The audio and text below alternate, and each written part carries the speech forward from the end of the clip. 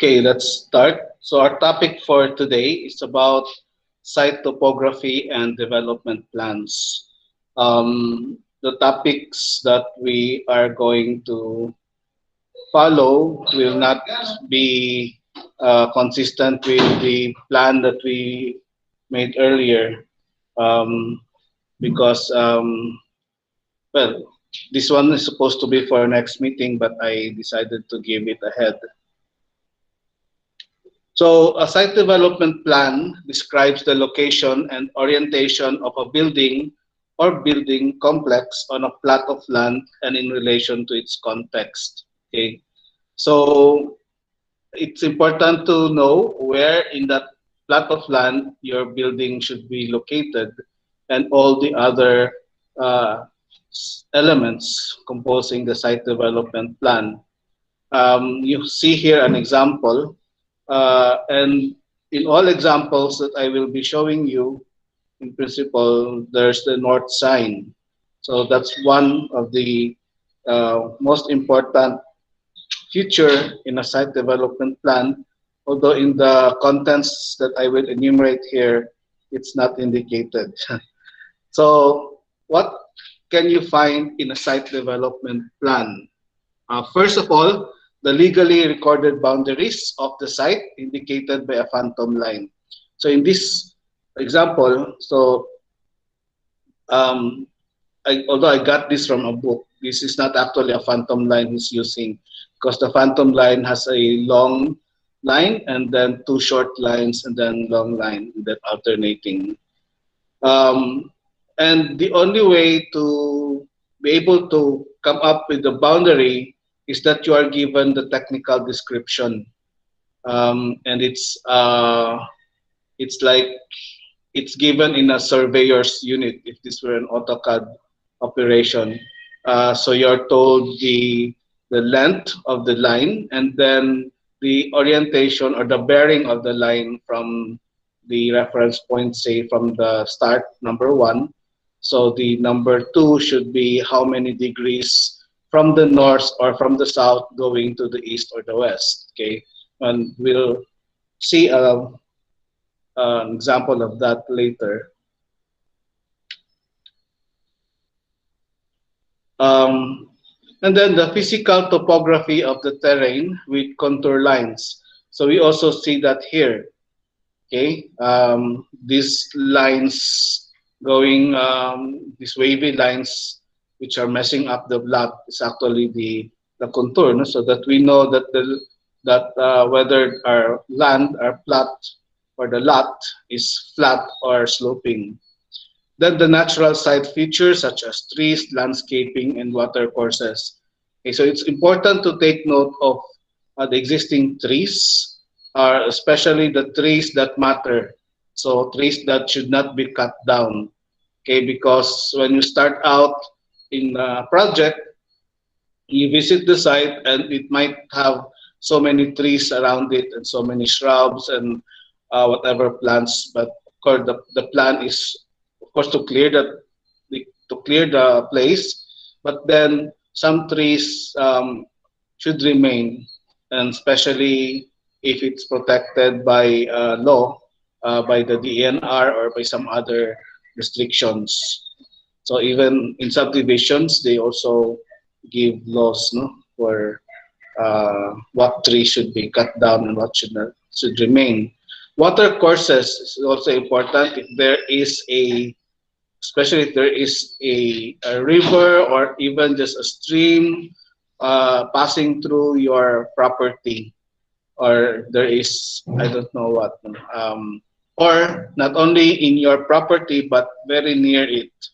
Okay, so it should be indicated. So therefore, your site development plan would extend a little to show that information, because that information might be important to your client or even to your own design, so that you can explain why you designed it this way because of that water feature. Okay, a fourth content is the existing or proposed site construction, such as walks, courts, and roadways. Okay, so you should always show the road outside your property, which is the access road to your property, so that everyone knows that, okay, this is where you will be coming from to enter your property. And then once you get in, you should indicate which part of the property should be cemented or concreted, which should where the driveway is, where the garage is, and the driveway that leads to it. It should be indicated. Okay, so and which part should be uh, planted with Bermuda grass. Okay, um, or which part should the walkways be. Okay, so it's like you're already doing some landscaping plan, but in your case, you're just initially when you start out, you just actually indicate as a, it's like a suggestion that there should be a walkway from this point to that point, and then if the owner hires a landscape architect, so the architect at least will have an idea that, okay, a walkway is called for here, but I'm going to design it this way. Fifth is the architectural structures in the immediate setting that impact the proposed buildings. Okay, so immediate setting means it's outside the boundary, especially if it is connected or like along the boundary, like a firewall. So, for example, in the side of your property, there's a house, but then the wall is just along the property line. So you have to indicate that, because otherwise, people will think that after your property, it's open space, and then you have so much air coming in and out, etc., etc. Um, Also, within the property, aside from your own house, there might be other architectural structures. Like there could be an existing structure, like a garage, or an existing house, or a shed, or something else. Okay, that should either be should remain. Then there's the legal constraints such as zoning setbacks and right of ways. Okay, so zoning setbacks. So in one of your course, I think you'll be taught about building codes, so you will know that you cannot build very near your property unless you put up a firewall. Otherwise, if you intend to just put windows, so you should build so many meters away from your property, and normally it's 2 meters all around except the front, which is normally also 3 meters. So you try to show that already. For example, here you have a 10 feet setback. So there's a hidden line which shows the buildable part of the property. Okay, so that the building official, when he checks your plans, he will easily see that, okay, you're within your building property. So it's like it's facilitated for him already. Or in a subdivision, for example, normally in a subdivision, especially the the very strict subdivisions, no? The homeowners association, they usually check the plans, and they're even more strict than the building officials. Okay, so if you don't have that drawing, so they'll get their own scale, and then they have to determine that it will take longer. Okay, so at least you already facilitated it for them. And then right of ways, we have to be familiar with our property, whether um, there are provisions that require us to provide a right of way. Right of way is like an access, because there could be a property behind us, behind your property, and then there's no other access except through your property, and they actually have legal right to demand for an access from you and whoever is in front. Okay, so what normally happens is that you and your adjoining lot, you will both the owners will both agree to give half of that access. For example, if it's supposed to be a 3-meter road, so 1.5 strip from your side and 1.5 to the other side, and then that becomes the road. Now, normally the barangay would ask you to donate it to the barangay so that they can take care of the road, because if it's private, they cannot do any improvements on it. They cannot put even drainage. They cannot touch it at all. No? So consider it like a loss already. But that's one thing you should look out for when you are evaluating your site. Okay, whether there are properties at the back which will require from you a right of way, which means you cannot build from there, and which means that your boundary has actually moved closer, and which means also that your setback is affected, so your building area is lessened. So these are things to consider in designing.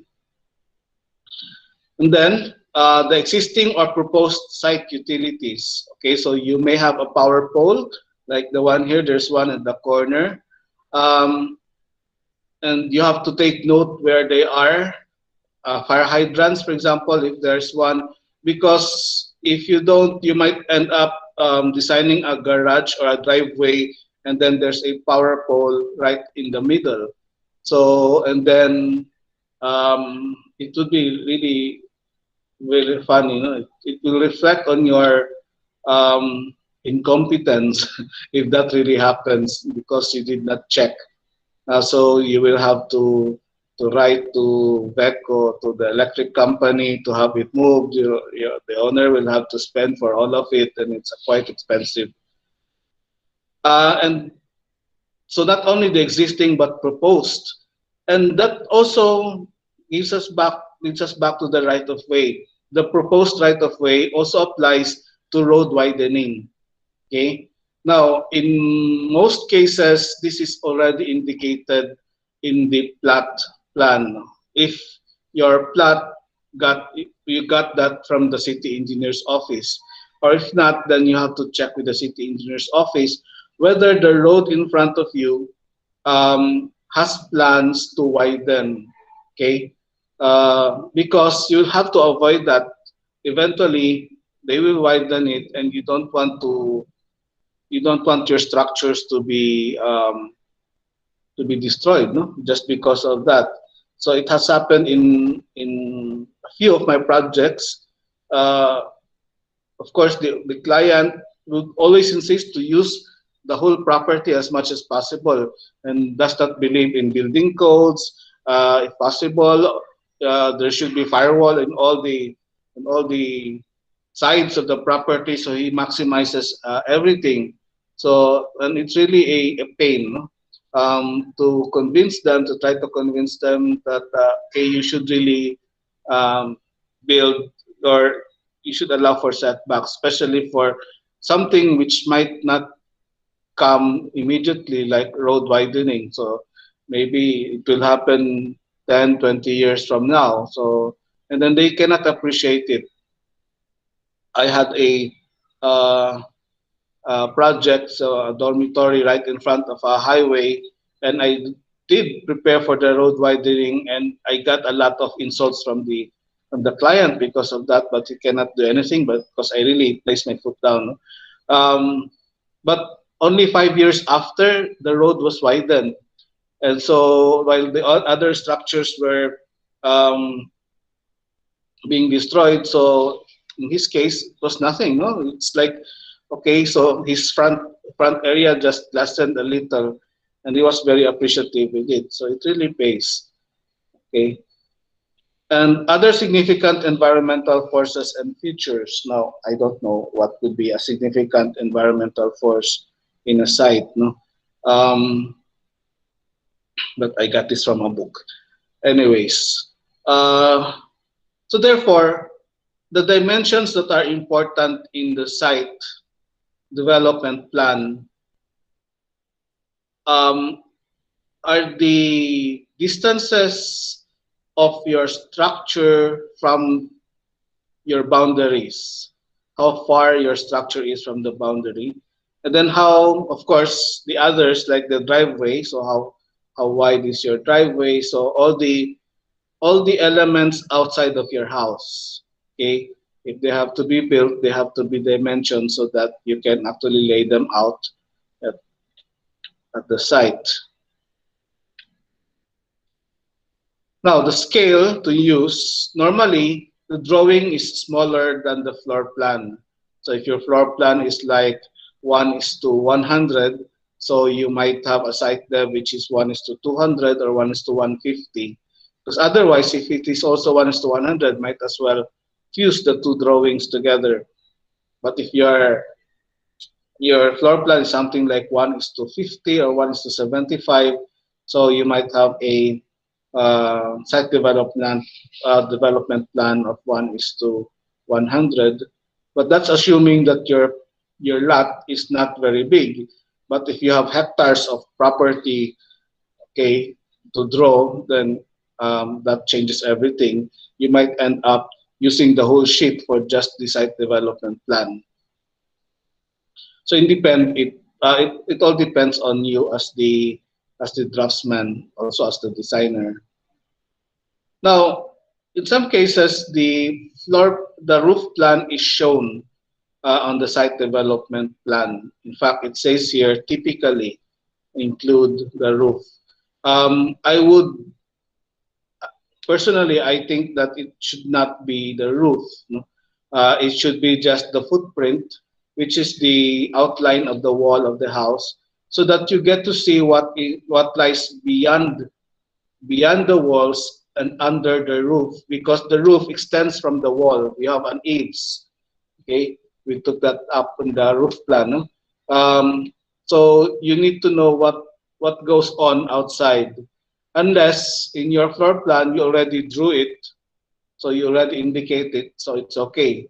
But normally when we do floor plans, we tend to forget about what lies immediately outside the perimeter walls. So we concentrate more on the inside. So a building footprint uh, is better. So it's also acceptable. And in fact, that's what I would recommend. Now, to make the relationship between site plans and floor plans clear, they should have the same orientation throughout the presentation. Now, this is what the book said. So, like here in the site plan, uh, the way that this is now what I call the building footprint. So, um, so the way it's oriented is also the same as the way the floor plan is oriented.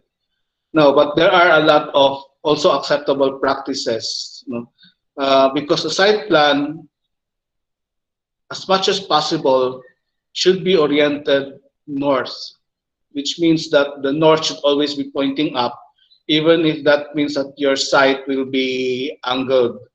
Okay, so your drawing will be angled.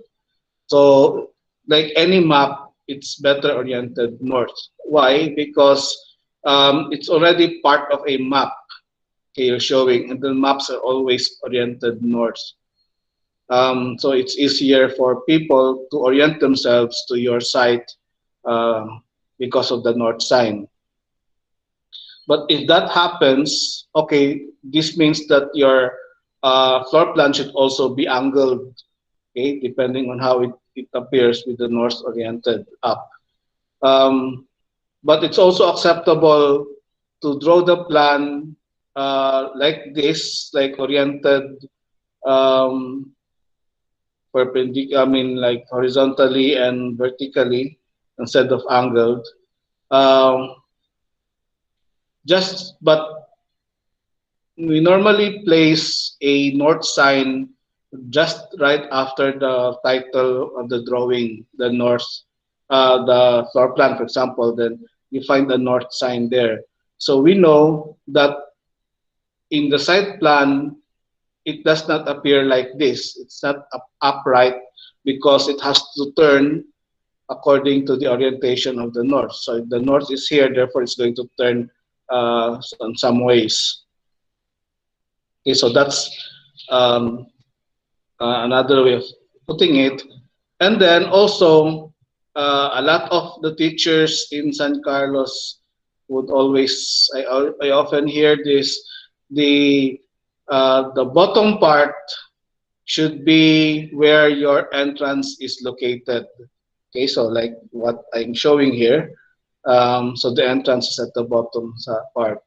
Yesterday, I was a panel to a thesis defense, and then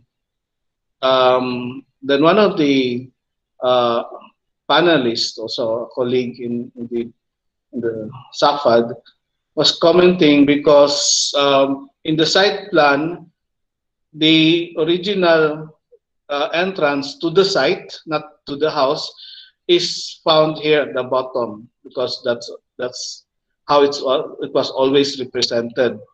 But then he said that okay, I'm going to change the entrance. I'm going to transfer it at the back. Okay, but then he did not change the drawing. So he was told that you should have inverted your drawing to show that the entrance is now at the bottom. So that was the reprimand, no? At least, but we're talking about the site. So therefore, um, I was about to butt in, no? But because that's also acceptable. But normally, the site plan has to be oriented north. But in the building, okay, it's better to play safe. Locate your entrance at the bottom so that the orientation is clearer. I mentioned to you about the north arrow sign, and there are so many ways that you can draw the north arrow. Okay, and then sometimes it can be irritating at times because you have a very simple design of a house and your north arrow is more elaborate than the house. Okay, so as much as possible, keep it simple, simpler than your design. Even in full in, what scaled model, the ones that we make, the models, no, the north arrow sometimes it's very distracting because they make so many things. They use a car to indicate the north, or they make use of something else. So it's like an installation already. So keep it simple as much as possible. I prefer it simple because it's like the arrows that represent the slope in the roof. Sometimes they make it so bold that it's the only thing that you notice. You don't notice the roof anymore. And here in the site development plan, sometimes you don't notice anything anymore because the north is so elaborate. And then you should always put a bar scale. Um, Especially nowadays, I just realized this lately that the advent of the printing, where you can just print anything in A3, you actually just reduce the drawing um, at any scale you want, no?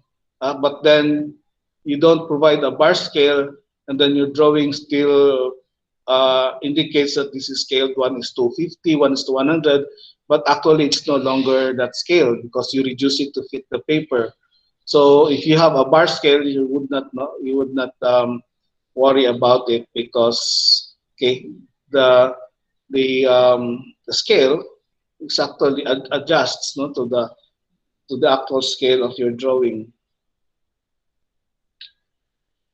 So how do we plot lots? So this is very important. Okay. So first we draw a vertical and horizontal line and place the north, south, east, west direction. Mark its center with corner 1. So we should know if it's not given, so you just indicate one somewhere. Um, so the best, if there's no reference, like you have a map with already the point 1 indicated, if you don't have that, so you have to draw the lot first in a sheet of paper and then trace it later so that you can center it to your or position it to your paper. In AutoCAD, there's no problem. No? You can position it anytime afterwards. So you basically draw like the compass. And then with your protractor, um, you put that in the middle where your one is, and then you start plotting. And this is the technical description that I mentioned to you earlier. So all titles of properties should indicate this. Normally, they just express it in words in paragraph form, and so you only see this in a drawing. Okay, so if a surveyor actually gives a sketch of the property, he would normally include it there. Okay, so lines 1, 2 is north 30 degrees, 15 minutes um, east. Okay, I think 15 minutes east. And the distance is 120 meters. Okay, so from the north, from point 1 going to point 2, you're going um, to find the angle which is 30 degrees and 15 minutes. How are you going to find that in a protractor? So you're going to have to uh, input that in your scientific calculator to convert it, and then you're going east, and then you locate point 2, and then you transfer your compass point again, your protractor again to the other side. Since this time it's from south, so you rotate your protractor, and then it's going towards point 3. It's 45 degrees 35 minutes east. So you're going. It's always from either the north or the south. That's how a bearing is read. It's not from the east going to the south or east going to the north. So from the south, you have there a 45-degree line, which is 78.5 meters according to your scale, and then you find point 3, and then you do the same with the rest until you actually complete the whole property, uh, the boundaries of your property. So it's very easy. Okay, in CAD you have to input that at using um, a certain format, but I think that's being covered in your CAD classes. I don't know when. Okay, so topography is also uh, another skill that you have to learn, because, for example, here we have a plan on the top with a contour, and then we have sort of a platform, an angled platform here. How does it look like, say, isometric? So it's like this, no? Or how does it look like in sections? It looks like this. So we have here some terms. The contour line, it's an imaginary line joining points of equal elevation on a ground surface. Normally, we get the contour lines from available topographic maps.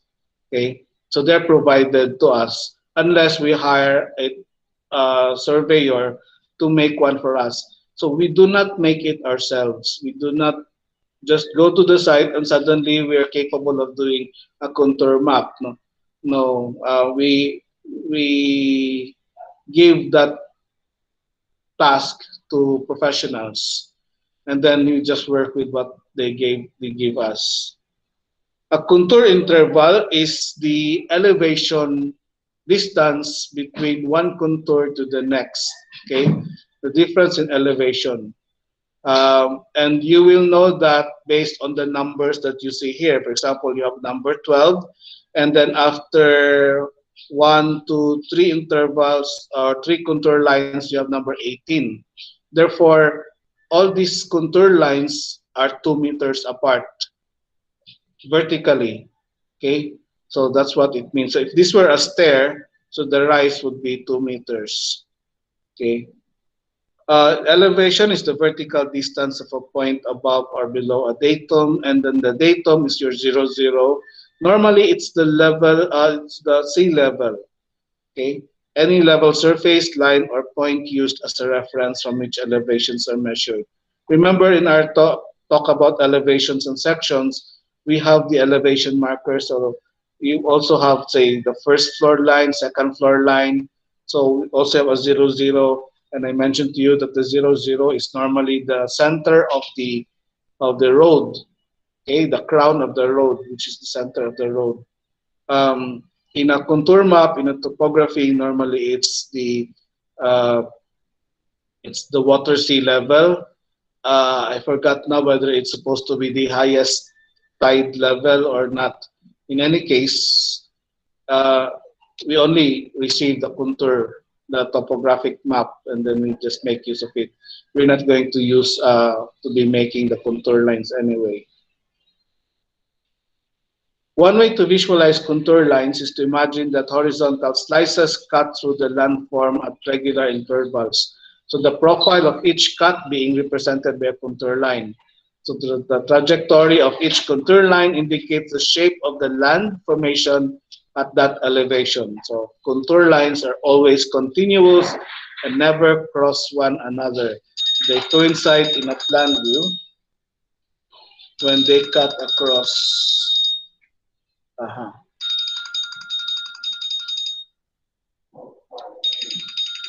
Wait, so can you answer this father's up? Hello, Father. Good morning. Good morning. So, Father, Father, si Sir Joy, nag-klase na ba, Father? Oo, Sir. So you have here, Yes, Father. this is the plan, which is now drawn at the bottom. And then if you cut through it here, so this is a section line, and then you project it, and then you apply the contour intervals, you get these points. And then after getting those points, you connect them with a line so that you actually form the section along this section plane line here at the bottom. Okay. Um, I'm going to show you a step-by-step procedure later on.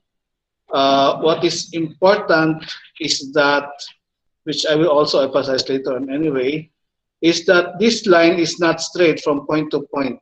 Okay, it's not straight. You connect the dots, but not with a straight line, especially the top. Okay, you still somehow you can just make this up as long as it's not straight, because a contour is not really like that, no straight. Um, so this one, although this one looks straight because they're near, but when you come up, you see the bottom, it's not, no? So it curves a little, then goes to the next point. So contour interval is determined by the scale of a drawing, the size of the site, and the nature of the topography. So we already actually mentioned that, no? Contours spaced far apart indicate a relatively flat or gentle sloping surface. So by just looking at the topographic map, we can easily see which part are flat, rolling, or steep. So if the contour lines are very near each other, then most probably it's steep. No, it's like the ones we see here. But if they're far apart, so it's more or less flat.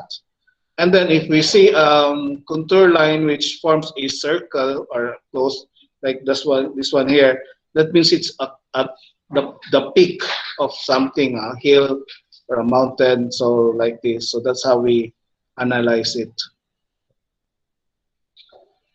The horizontal distance between the contour lines in a site plan are a function of the slope of the ground surface. We can discern the topographical nature of a site by reading the horizontal spacing. That's basically what I mentioned. So how do we analyze topography? Step by step. So given a contour map, given we just received the contour map, and then we're told, for example, to get or we tell ourselves that I'm going to get a section from this A to A. Then we make a series of lines representing the contour elevation, if it is like 2 meters or 1 meter. 4.5 meters. And then we take note of where the contour lines intersect our datum. And then we also, normally contour lines are indicated by a number. This example did not. So it only has 400 here. And then you have thick, thick contour lines and thin contour lines. The thick contour lines are actually like the major contour lines, and sometimes they're the only ones with the number elevation markers. So, for example, this is 400. This could be 400 feet. No, yes, 400 feet from sea level, and then the next one is 300 feet. Therefore, if there are one, two, three, four, five intervals in between them, so this is now in terms of 20 meters ang ilahang uh, contour elevation. So that from 400 you reach 300 there. So that's what happened here. So this is 400. So this is now by 20 feet. I'm sorry, 20 feet. So 380, 360, 340 until you get to the next thick contour line, which is 300. And then we also indicate that this one's here along the elevation, and then we plot the points. So we extend this vertically to where it should stop. It stops here at 300, and then this one stops at 320. And then we now connect the dots, and so we have the section. It's a weird looking section. Um, if a contour line repeats, the number repeats like this, 2 400s, so it means that in principle it's flat. Okay, so at one point it goes up, the other point goes down. So that's what happened here. But again, we don't connect the dots with a straight line, so we show a little mound here that does not go all the way 20 feet. Okay, so this is what it means. So I have to correct myself. I mentioned that if you have a closed polygon like this, it's normally the summit. So it could also be the basin, no? The base of a basin like the ones here in this example. Um, so when we have a contour and we're going to build on the contour, we cannot build with our house sloping like that, no. Um, Normally our floor is horizontal, so therefore we'll have to manipulate the contour, and that's when we do what we call the cut and fill. Okay, so for example this one, so you need a flat surface to put the house, and a little more setback, and then another level of the house to flatten it. So we have to do cut and fill. Mm, the topography map describes the existing slopes. Okay, so we're given this example. These red lines are part of the examples in the book where I got this from. So because there's an exercise that will is supposed to tell the student to make the cut at 50 feet or 100 feet, and this example is given at zero foot. Okay. Um, each line on the topography map represents a change in elevation of 10 feet. So this is the given. And so the section at 0 feet, the red dashed line looks like this in elevation. So how was that made? Uh, by removing the elevation lines, we get the following section for the existing site elevation. And then the diagram represents the area between the existing elevation line and the cut line.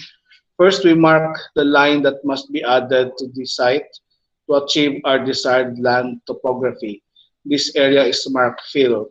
Okay, so we wanted to level the land here. So this is now the cut line.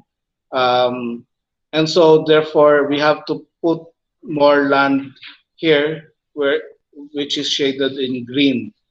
That's the fill. And so the next one is that we have to remove this excess part of the property. So that's the cut. And normally the practice is what you cut, you put in the fill. Although sometimes we have more fill than the cut. Okay. So therefore we have to buy more soil. So this is the final. Combining the two diagrams, we can see, begin to estimate how much land area must be cut from the site and how much land area must be filled in the site to level the site for construction. Okay. Now, how do you look for the area and the volume? Okay. Normally, an engineer can do this. Computer simulation can do this, but you can also do it as an architect with your pen and pencil and your paper. Um, and I'm going to teach you how. Okay. Um, you have to draw it in, of course, in scale, and then um, you have to draw this grid line, but this is arbitrary. The distance, the vertical distance depends on you, and it's best if it is in multiples of 10, 10 feet, for example, in this case, to make it easier to compute. And then the cut and the fill area, um, you define that in terms of rectangles like this one. Now, the two ways of making those rectangles, um, but before that, so when you have these rectangles, so it's now easier to get the area of each rectangle. Okay, with your scale, you can just, you already know the distance here. This is 10 feet. So all you need to do is get the vertical distance, okay, of each one, and then you can add up all the areas of those rectangles, and there you get the area for your cut and fill. Okay.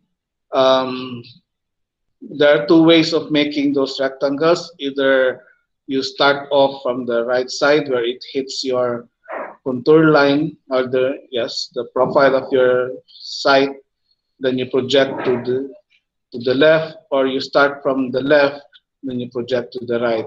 Whichever way is acceptable. Okay. Now to get the volume, since you already have the area, you only need to assign uh, the depth. In this case, in this example, the assigned depth is 25 feet. So with the area, you multiply it with the 25 feet here, then you get your volume. So now you can order, at least you know, you can estimate how much land you need to order in case you need more. Okay. Okay, very good. Um, so for your classwork, I'm going to post a drawing, and then you're going to work on this. So the file is called topoexercise.pdf. Then using the technical description you see here, I hope it appears clearly in your printout. Plot the boundaries of the property starting at point 1 along the side of the road. Point 1 is here given. Okay. Um, after 24 or between 24 and 25 contour lines. Make a section through AB, the small letter AB here, to show the contour of the site. Okay. Take note that this is at 1 meter interval. So we're in meters now. Include an imaginary house in the section. So you have here, which are two rectangles. So assume mo na lang it's a house, no? The house has two parts. Part A is one level only. So it's sitting right maybe at 23 or 20 or between 21. So it depends on you where you're going to put it. So and then part B has a basement. So assume all heights to be 3 meters. So the height of level A and level B is 3 meters. Okay. So determine the area for the cut and fill requirement along AB. So it seems a lot, no? But you have a lot of time also between now until next meeting. So this should occupy you. By the way, let me see. There's a bar scale. I forgot to mention using the technical description of bar scale. So if you print it, um, it doesn't matter whether you print to uh, you fit to page or fit to scale or whatever. Doesn't matter how it looks when printed. Just use this bar scale. So I'm not going to um, specify the scale that you use except for this. So you make your own ruler based on this bar scale here. Okay, that's it. No, so please watch out for the post that I will put up later on this assignment. So do you have any questions before we end? No questions? Anyway, just drop me a note if you have any questions. So for now, that is all, and good day to everyone. Bye. Someone just joined now, but I'm leaving.